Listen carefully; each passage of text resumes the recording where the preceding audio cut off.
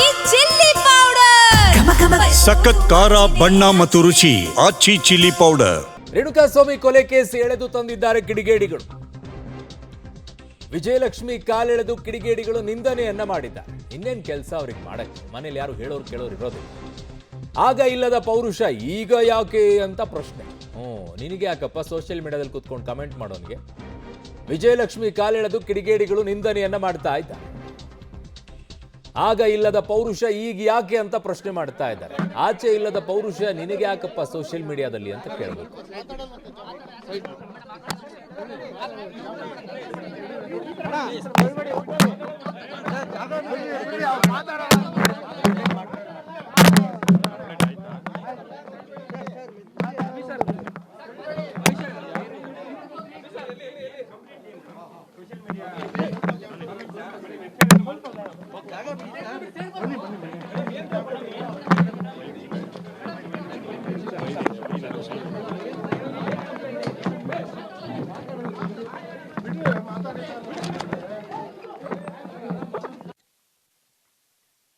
ಮಾತನಾಡಿಸುವಂಥ ಪ್ರಯತ್ನವನ್ನು ಮಾಡಲಾಯಿತು, ಆದರೆ ಅವರಿಗೆ ಮಾತನಾಡೋಕ್ಕೆ ಸಿದ್ಧರಿಲ್ಲ, ಮಾತಾಡೋಕ್ಕೆ ಇಂಟ್ರೆಸ್ಟ್ ಇಲ್ಲ ಅವರಿಗೆ.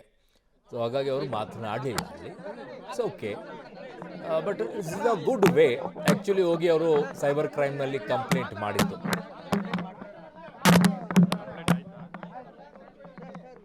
ಓಕೆ, ಅಲ್ಲಿ ಹಲವು ರೀತಿಯಲ್ಲಿ ಪ್ರಯತ್ನವನ್ನು ಮಾಡಿದ್ದಾರೆ ಮಾತನಾಡಿಸೋಕ್ಕೆ, ಬಟ್ ಯಾವುದೇ ರೀತಿಯಾಗಿ ಅವರು ಪ್ರತಿಕ್ರಿಯೆಯನ್ನು ಕೊಟ್ಟಿಲ್ಲ. ಈಗಷ್ಟೇ ಅವರು ಸುಮಾರು 1 ಗಂಟೆಯಿಂದಲೂ ಕೂಡ ಏನೆಲ್ಲ ಮಾಹಿತಿಗಳನ್ನು ಕೊಡಬೇಕಾಗಿತ್ತು ಸೈಬರ್ ಪೊಲೀಸ್ ಠಾಣೆಯಲ್ಲಿ, ದೂರನ್ನು ಕೊಟ್ಟು ಏನೆಲ್ಲ ಹೇಳಬೇಕಾಗಿತ್ತು ಅದನ್ನೆಲ್ಲ ಹೇಳಿ ಬಂದಿದ್ದಾರೆ. ಸುಮಾರು 1 ಗಂಟೆಯಿಂದಲೂ ಕೂಡ ಅವರು ಸೈಬರ್ ಪೊಲೀಸ್ ಸ್ಟೇಷನ್ನಲ್ಲೇ ಇದ್ದರು.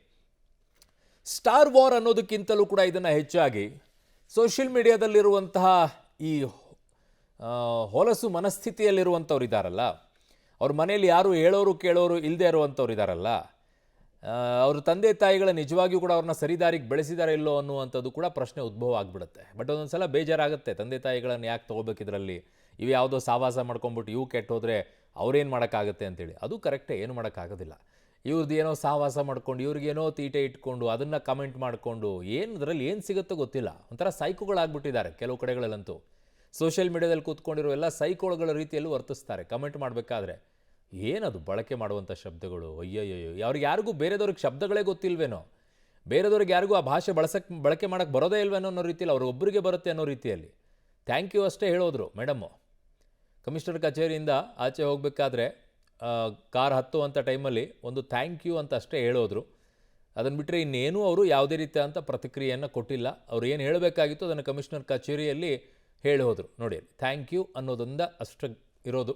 ಅದನ್ನು ಹೇಳಿ ಈಗ ಅವರಲ್ಲಿಂದ ಹೊರಟಿದ್ದಾರೆ. ಸುಮಾರು 1 ಗಂಟೆ ಕಮಿಷನರ್ ಕಚೇರಿಯಲ್ಲಿದ್ದು ಏನು ಮಾಹಿತಿಯನ್ನು ಕೊಡಬೇಕಾಗಿತ್ತು, ಏನು ದೂರನ್ನು ಕೊಡಬೇಕಾಗಿತ್ತು ಅದನ್ನು ಕೊಟ್ಟು ಬಂದಿದ್ದಾರೆ. ಬ್ಯಾಡ್ ಕಮೆಂಟ್ಸ್ ವಿರುದ್ಧ ಸಿಡಿದೆದ್ದಿದ್ದಾರೆ. ಜಂಟಿ ಪೊಲೀಸ್ ಆಯುಕ್ತರಿಗೆ ದರ್ಶನ್ ಪತ್ನಿ ವಿಜಯಲಕ್ಷ್ಮಿ ಅವರು ದೂರನ್ನು ಕೊಟ್ಟಿದ್ದಾರೆ. ದೂರಿನ ಬಳಿಕ ಕಚೇರಿಯಿಂದ ಹೊರಗಡೆ ಬಂದಿರುವಂಥ ದೃಶ್ಯವನ್ನು ನಿಮ್ಗೆ ತೋರಿಸ್ತಾ ಇದ್ವಿ. ಯಾವುದೇ ರೀತಿಯಾದಂಥ ಪ್ರತಿಕ್ರಿಯೆಯನ್ನು ವಿಜಯಲಕ್ಷ್ಮಿ ಅವರು ಕೊಟ್ಟಿಲ್ಲ. ಆ್ಯಕ್ಚುಲಿ ಗುಡ್ ಇನಿಷಿಯೇಟಿವ್ ತೆಗೆದುಕೊಂಡಿರುವಂಥದ್ದು. ಯಾಕೆ ಅಂತ ಅಂದರೆ, ಈ ಕೆಲಸ ಅವತ್ತು ಮಾಡಿದ್ದಿದ್ರೆ ರೇಣುಕಾಸ್ವಾಮಿಯ ವಿಚಾರದಲ್ಲೂ ಕೂಡ ಈ ಸಮಸ್ಯೆ ಇದೇ ರೀತಿ ಆಗಿದ್ದಿದ್ರೆ ಆ ಸಮಸ್ಯೆ ಆಗ್ತಿರ್ಲಿಲ್ಲ. ಈಗ ಅನುಭವಿಸ್ತಾ ಇರುವಂಥ ಸಮಸ್ಯೆ ಆಗ್ತಾ ಇರಲಿಲ್ಲ. ಅವತ್ತು ಮಾಡಬೇಕಾಗಿದ್ದನ್ನೇ, ಅವತ್ತೆಲ್ಲರೂ ಕೂಡ ಕೇಳ್ತಾ ಇದ್ದಿದ್ದನ್ನೇ. ಕಮೆಂಟ್ಗಳನ್ನು ತುಂಬ ಜನ ಮಾಡ್ತಾರೆ, ತುಂಬ ರೀತಿಯಾಗಿ ಅಶ್ಲೀಲ ಮೆಸೇಜ್ಗಳನ್ನು ಮಾಡ್ತಾರೆ, ತುಂಬ ರೀತಿಯಲ್ಲಿ ಬಿಲೋ ದಿ ಬೆಲ್ಟಲ್ಲಿ ಮಾತನಾಡುವಂಥವ್ರು ಕಮೆಂಟ್ಸ್ಗಳಿರ್ತವೆ. ಅವ್ರನ್ನೆಲ್ಲ ಅದೇ ರೀತಿ ಶೆಡ್ಡಿಗೆ ಕರ್ಕೊಂಡು ಹೋಗ್ಬಿಟ್ರೆ ಏನು ಪರಿಸ್ಥಿತಿ? ಅವ್ರಿಗೆ ಯಾವ ರೀತಿಯಾಗಿ ಶಿಕ್ಷೆ ಆಗಬೇಕು, ಕಾನೂನಾತ್ಮಕವಾಗಿ ಅದಾಗಬೇಕು. ವಿಜಯಲಕ್ಷ್ಮಿಯವರ ಯೋಚನೆಯನ್ನು ಮಾಡಿದರು, ಬಟ್ ಅಲ್ಲಿ ಪವಿತ್ರ ಗೌಡವರ ಆ ಯೋಚನೆಯನ್ನು ಮಾಡಲಿಲ್ಲ. ಬಟ್ ಅವರು ಯೋಚನೆ ಮಾಡಿದ್ರು ಎಲ್ಲೋ ಗೊತ್ತಿಲ್ಲ, ಅದನ್ನು ಹೇಳೋರಿಗೆ ಹೇಳಬೇಕಿತ್ತು. ಬಟ್ ಯಾರಿಗೂ ಹೇಳಿದ್ರು, ಅದೇನೋ ಆಯಿತು. ಪಾಪ ರೇಣುಕಾಸ್ವಾಮಿ ಸತ್ತೇ ಹೋಗ್ಬಿಟ್ಟ. ಅದಕ್ಕೆ ಕಮೆಂಟ್ ಮಾಡ್ಬೇಕಾದ್ರೆ ಯೋಚನೆ ಮಾಡ್ರಪ್ಪ, ನಿಮ್ಮನ್ನು ಯಾವಾಗ ಶೆಡ್ಡಿಗೆ ಕರೀತಾರೆ ಗೊತ್ತಾಗೋದಿಲ್ಲ, ಹುಷಾರಾಗಿ ಕಮೆಂಟ್ ಮಾಡಿ ಅಂತ ಹೇಳೋದು. ಕೇಳೋದಿಲ್ಲ ನೀವು. ಯಾರು ಯಾವಾಗ ನಿಮ್ಮನ್ನು ಶೆಡ್ಡಿಗೆ ಕರೀತಾರೆ ಗೊತ್ತಾಗೋದಿಲ್ಲ. ಶೆಡ್ಡಿಗೆ ಕರೆದು ಬಿಟ್ರೆ ಆಮೇಲೆ ನಿಮಗೆ ಕಷ್ಟ. ಸೊ ಹಾಗಾಗಿ ಭಾಳ ಹುಷಾರಿಂದ ಕಮೆಂಟ್ ಮಾಡೋದನ್ನು ಕಲ್ತ್ಕೊಳ್ಳಿ. ನಿಮ್ಮ ಮನೆಯಲ್ಲೂ ಹೆಣ್ಮಕ್ಳು ಇರ್ತಾರೆ ಅನ್ನೋದನ್ನು ಯೋಚನೆ ಮಾಡ್ಕೊಳ್ಳಿ. ನಿಮ್ಮ ಮನೆಯಲ್ಲೂ ಯಾರಿಗೋ ಇನ್ಯಾರೋ ಕಮೆಂಟ್ ಮಾಡೋಕ್ಕೆ ಶುರು ಮಾಡಿದರೆ ಏನು ಮಾಡ್ತೀರಾ ಅನ್ನೋದು ಯೋಚನೆ ಮಾಡ್ಕೊಳ್ಳಿ. ಕಮೆಂಟ್ ಮಾಡಿ, ಅದನ್ನು ಒಪ್ಕೊಳ್ಳೋ ರೀತಿಯಲ್ಲಿ ಕಮೆಂಟ್ ಇರಬೇಕು. ಹೌದಲ್ಲ, ಹೀಗೂ ಇರಬಹುದಲ್ಲ ಅಂತ ಹೇಳಿ, ಇನ್ನೊಬ್ಬರಿಗೆ ಹರ್ಟ್ ಮಾಡಿ ಕಮೆಂಟ್ ಮಾಡೋದಲ್ಲ.